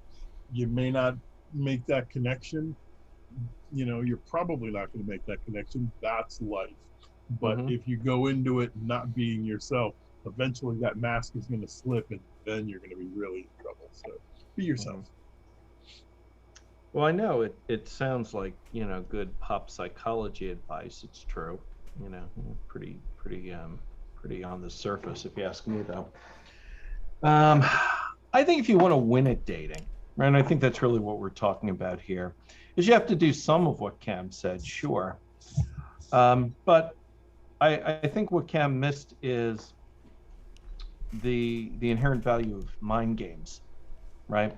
So you start with what Cam's doing, of course, and then for no reason whatsoever, you do the takeaway. You cut off communication just a little bit. Don't respond to texts for first time half a day, then make it a day, then make it a little longer. And then all of a sudden be there, be attentive, and be present. And that will keep your dating partner a little bit off balance, but they will be intrigued, right? And so that's how I think you want to play this. Yeah, those are both good bits of wisdom as far as they go, but they neglect something important, and that's the element of preparation. You don't want to be totally over-prepared and stilted and scripted, but you also can't just let things happen in a random way. You always want to make sure you have enough gas in your car. You always want to make sure that your blade is within easy reach and pointing the right way. I gave myself a cut like you wouldn't believe because the blade was facing the wrong way. And something I found really helpful is for duct tape, take a little end and make a small tab. Because if you're scrabbling for duct tape, all kinds of good time is being lost. But if you've got that tab, you just rip that sucker right off and there you are. So that's how you can be successful at Okay, really, really unsettling. Thanks, Joe. So I hope that helps. But we have other questions that folks need help with. Here's one from Kara. Needs advice on how to shower, and that's to the Moonman. I find that the key to showering is to find your comfort level with water temperature. It's always a pain when you go to a new setup trying to figure out just the right spot. Because none of us like the same temperature. Right. It's just, it's a fine line between too hot, too cold.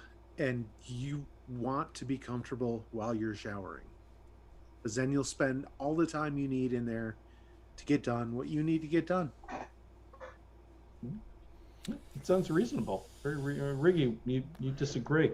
Yeah, I do. Okay. I think that's a really old-fashioned way at looking at things. Sure. But what we really need to do is go to our ancestral way of thinking of things. Not old-fashioned, not new age, new age nonsense. Think about our ancestors and what common creatures are around nowadays that are most like us. Mammals. Yeah, mammals. Mammals, for the most part, don't bathe in the traditional way humans do. A lot of them, sometimes will walk themselves into a river and let themselves wash off, and that's good. That's fine. But not all of us have access to a river. Do you have access to a river? Anybody? Outside your door. I mean, you're close to a river, I'm sure, but yeah. One that you feel comfortable bathing in? No, that's ridiculous. And these new, showers, they dry your skin out. They're filled with chemicals and treatment, and the water's recycled and comes back to you. Trust me, what you're going to want to do to enhance your natural beauty, the health of your skin, is you want to do what most mammals do, and that's lick clean. And if you can't reach the hard-to-reach spots, get a friend. That's what I do. Okay.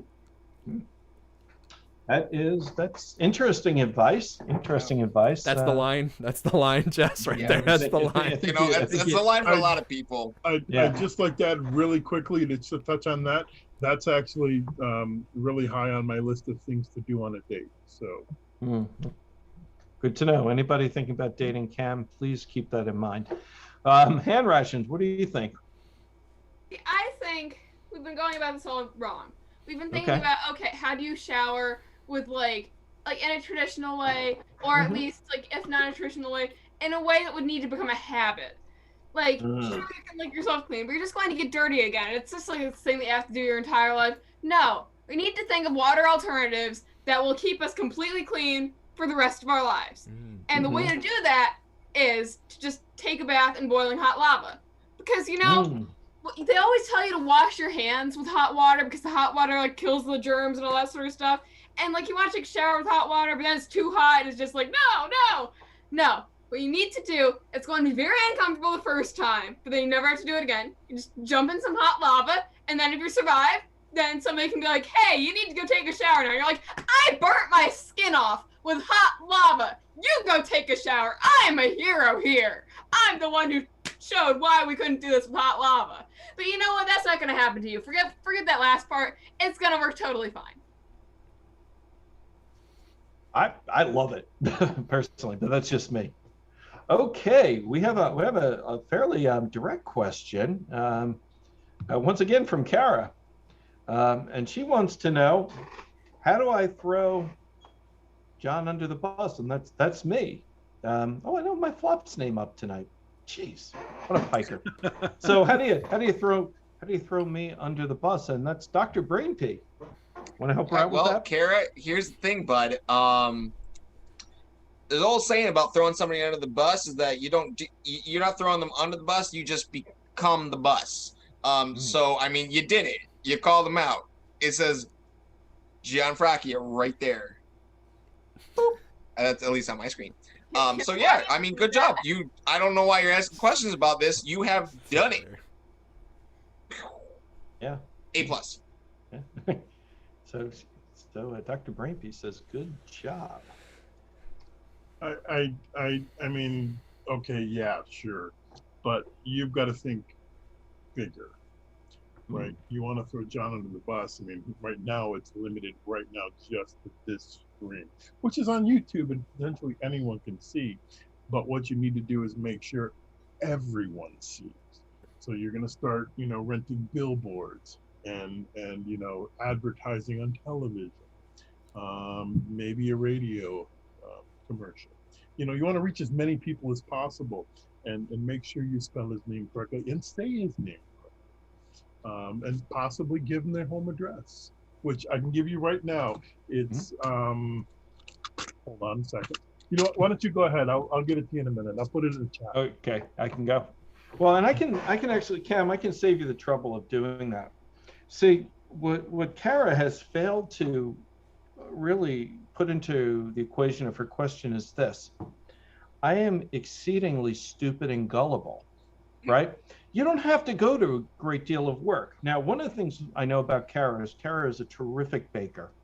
She made the flops one of the best toenail cakes we've ever had. That was correct. It was, right? Delicious. Yeah. Right. So all They Kara were very really, springy. yeah, all Kara has to do is say, hey, John, Cody and I'd like to have you over. We're going to have a little flops function, right? But it's going to be outdoors because it's summer. And all Kara has to do is find a giant either Greyhound bus or a school bus and take something like the toenail cake and place it right in front of it. And then just simply say, because I'm, as we have already established, stupid and gullible, we're going to have a little picnic right here on this nice grass by the bus. You can actually sit up against the bus if you want, and you can eat cake. And all the flops will join in a minute. But of course, the flops, all they have to do is have another excuse. It's like Rigamarole might be, oh, I have to go to the bathroom, I'll be right back. And Cam might be like, oh, I'm going to grab a beverage. And Hand Rations might be, I want to eat cake, but first I have to do my push-ups over there, et cetera, et cetera. You get the gist, right? And while they're off doing those other things they have to do, all Kara has to do is actually get in the bus when I'm sitting up against it, eating cake like a pig, and just start the bus. That's all that's required. Because, again, as we've established, I'm that stupid and gullible. That's all it takes.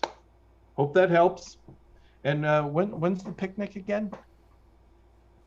Thursday. Excellent. Next Okay. I'll be there. All right. So I think we have time for one more question. We're going to run a little... I was going to say I had a question. Yeah, well, then Dr. Brainpee, you may absolutely ask a question. We are going to run a little long on the show tonight, but there's rumor that the Van Bortles are in the house, so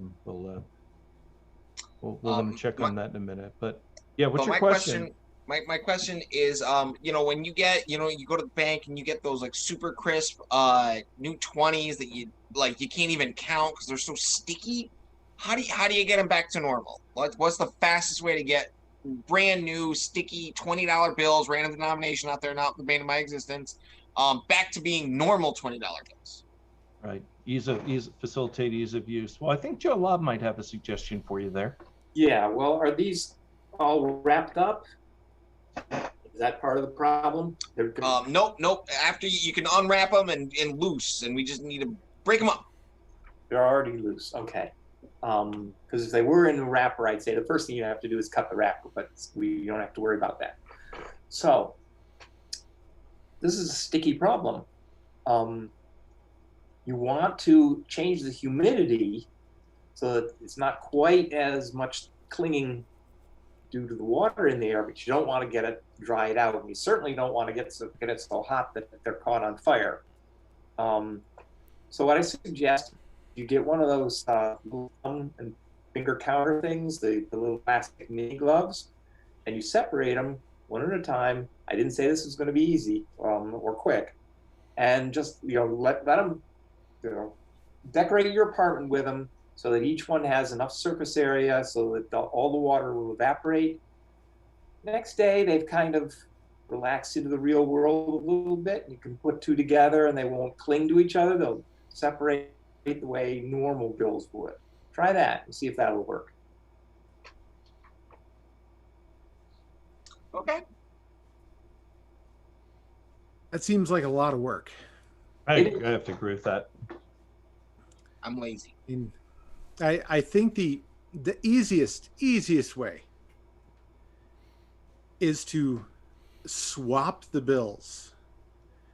And if you want to be guaranteed to get bills that aren't going to stick together, you have to trade them at a strip club.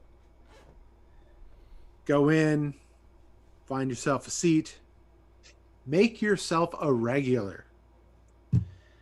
And then once you've made a couple of friends on stage, just offer to trade your crisp 20s for their crinkly ones. You'll have a wallet full of bills that'll never stick together again. Okay. Riggy doesn't look like he's buying. All right. Look, there's a lot of scam artists out there who are trying to sell you on nonsense about how to clean your money. Clean in a legal way. I meant literally clean, not clean. Like clean. That's good. I don't want to notify the bank, but yeah. I'm not talking about that kind of clean. So there are people out there running scams like Dogecoin and NFTs, non-fungible tokens. I'm gonna sell you on something real, okay? And that is Rigamarole. Rigamarole is accepted at one retailer, and that retailer is me right now. But we got a conversation going with old Weggy over there. It was a short conversation, I'm not gonna lie, but it was looking promising. They kick me out. It takes longer and longer for them to kick me out every time I'm over there. So, Rigamarole, you give me your money, I give you not an NFT, I give you a Rigamarole, and you go ahead and you take that and you can spend that with me. With any product that we hold. And then eventually Wegmans, DeBella's. Do we have market cap on this? What's your growth rate, you think? Do you have a debt to profitability ratio for me? We got one of those. Is Rigamarole on blockchain? I'm intrigued. No, we don't believe in blockchain because blockchain is bad for the environment. We are on wood block, is what we're on. Okay. Can you get Elon Musk to tweet about Rigamarole? We're in conversations with Elon. They're going well. We're on red, which wasn't there before, so it's a great start. Rigamarole reminds me a lot of rigatoni. Is it edible too? Everything is edible if you try hard enough. I'm excited about this. Are you excited about this? I am. I'm excited. I'm about to invest all my money. I have my wallet right here. Bring me them sticky 20s, baby. Okay. All right, I got sticky 20s. Nice. So there's only one thing left to do with this, of course. With Rigamarole. Invest. Well, no, yes, but before we invest, I think you know that we really ought to seek the opinion of the Van Bortles. Ew. Yes. Oh, Cedric, I see you're here. Someone mentioned Riggy coin, and I just, Yes. got all excited for a moment, and then Yes. it passed. Sounds like one of those dishes you might find in Rome. I don't know if the Van Bortles would eat it. I know they've Peasants certainly been of to Rome. Yes. Please pass me the Riggy. Yes, could I have the Riggy coin, please? Oh, it's disgusting. Oh, it sounds like something that Taffy would order. Oh, Taffy would certainly order Riggy coin. I'm not sure she doesn't go in her kitchen with her raccoon husband and make homemade Riggy coin. She's a Riggy coin counterfeiter, if you know what I mean. Counterfeit! Oh, I could never counterfeit Riggy coin. Oh, No, I have been contracted by Riggy coin to be one of the #1 distributors.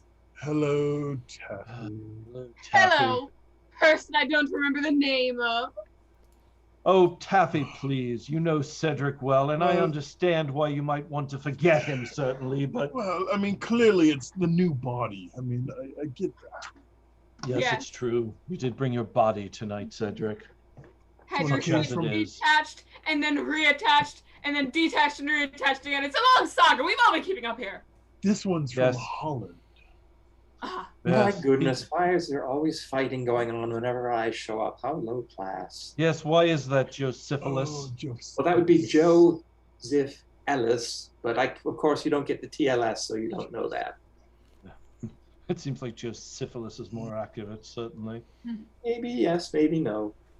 Fine, heard regale us Joseph. with your latest writing project. Are you kidding? This is all fodder for a book for which you will have to pay, and I insist on being paid in Riggy coin.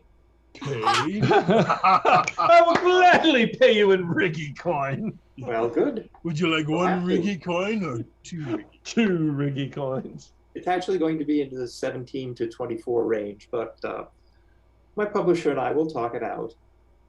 wait. Okay. 1, 2, 3. Dang it! The raccoons. They get the best 5. You have to control that husband of yours. You clearly have to make more taffy. It's not his fault. The coins do taste very delicious. I tried one. Mm-hmm. 1. And it has affected your mood this way? My goodness, I'd be careful if I were you. Well, this is boring as always, but at least Wedgeworth isn't here to bore us further. Yes. The failed wizards. Somebody say Wedgeworth. Oh, Wedgeworth, always flashing your sticky 20s everywhere. I see. Sticky 20s I have made from my counterfeit Riggy coin selling. You're so that's high not and the mighty case. just because your currency is recognized by the United States of America. I Really. bet you got those from a strip joint where, to the contrary, from being slippery, the coins and any currency are likely to be somewhat sticky, and you don't want to know with what. This is true. You don't want to know what it is, Sticky. It did come from a strip club that is also a Popeye's chicken and is also the place where my new coin is accepted. Wedgeworth, did you Lucky just you. admit to eating at Popeye's chicken? Ladies and You gentlemen, know, please welcome to the stage the owner, CEO, and manufacturer with his bare hands. The owner of Rigamarole, Rigamarole. Hello, everybody. Oh, a show! excellent. Fantastic. I'd like to I thank hope you he all doesn't for coming. strip. I just want to announce our partnership with the Van Bortles. Our partner here, Taffy, is here as well, and Joseph Ellis with his new book, who is accepting Riggy coin, to thank his publisher. Thank you very much. I hope you guys enjoy the festivities, and please, if you have any questions, feel free to come up, but mingle, of course, and don't forget, invest in Riggy coin. We I should feel talk like the Van sometime. I can tell you a Bortles few would- things about the Van Bortles. Oh, please, Josephilus, go right ahead. No, that was a private remark directed at Mr. Riggy Coin. Oh, yes. Oh, I But it's a see. private remark. We could all hear it. Yes, yes. Not it's very clear. private. I don't think you understand how private remarks work. Alright. Oh my God! What in the hell is The that? fanciest man. So fancy, I have to I want decorate money my back from you, charlatan. charlatan. No, not you with the hats. You take my money. Willingly. I'm sorry. I don't think we've seen you here at the Van Bortles before. That's because I was off in the Middle East. Trading a Riggy coin. Are you Duke Sherrington? Yes, No. I am. And I am willing to share this with you.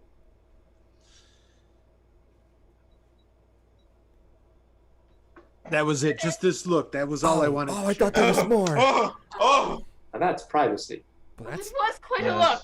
that's more than enough for me. Taffy, if you missed it and were looking away longingly at your raccoon husband, that's not Sherrington's fault. It's not fair. The raccoon also has a very convincing look. He just doesn't have the same hat. Going to take. Honestly, Oh, Taffy. Wedgeworth, stop throwing your money around. It's Yes, so Wedgeworth, degrading. we're not interested have in a- your I have a sticky solution. 20s. Sherrington has something to share. Inkton. Take a 20 for it. Is he done now? Since I'm in a sharing mood, Oh! a hat for the raccoon to match my own. Oh, Oh, for God's sake, Sherrington, don't encourage her with her bestiality. It's delightful. He's going to love this little hat. I must return it to his events at once. Good day to you all. Wait. Goodbye, good day, Taffy. Okay, good day to you all now. Good day. Goodbye. Good day to you all now.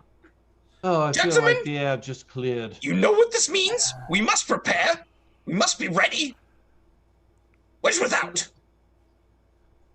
What is he on about, Cedric? I don't know. That I hat. don't Drinking again. know. Those Must be hats. the Mad Hatter disease. That little Perhaps. raccoon hat. It's got What me did you... so excited. I'm drowning in Riggy Coin. Oh, I'm drowning in Riggy Coin. No. well, as always. What a I- bizarre little Oh, man he entertainment. is. I don't think Don't worry, Riggy I'll Coin... spice it up. I'll put better words in your mouth than those that came out. Good day. Goodbye, Juice. Well, the only thing that's working so far is that they've quickly gone away. That's good. Duke Sherrington, you've come from afar. Do Yes. enlighten us. I will. Well, Sherrington? You're enlightened by my presence. My mere good. presence is enlightening. The Keep mere up. presence I is must say- nauseating. I'm quite enraptured by it. And I'm quite nauseated. I'm... And my job is finished. Take my leave of you. Whoa. Oh. Oh, finally. I've got the house to myself. Where's the share? And scene.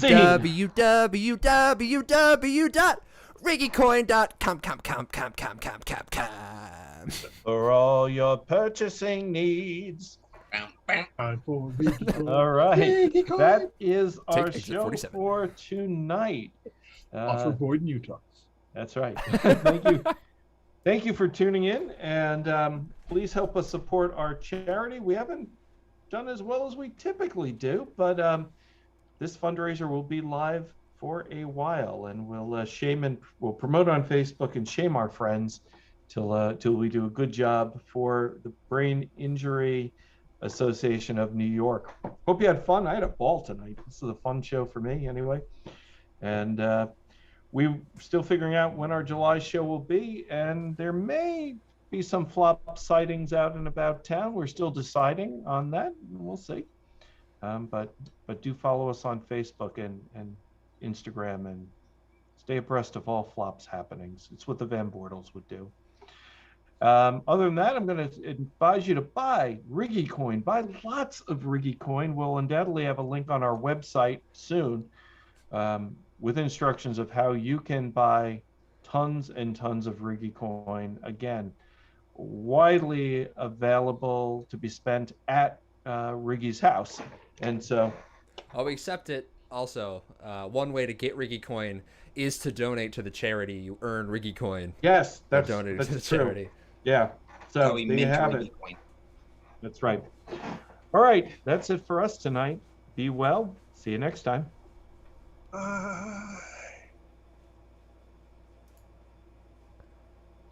Keep waving, everybody.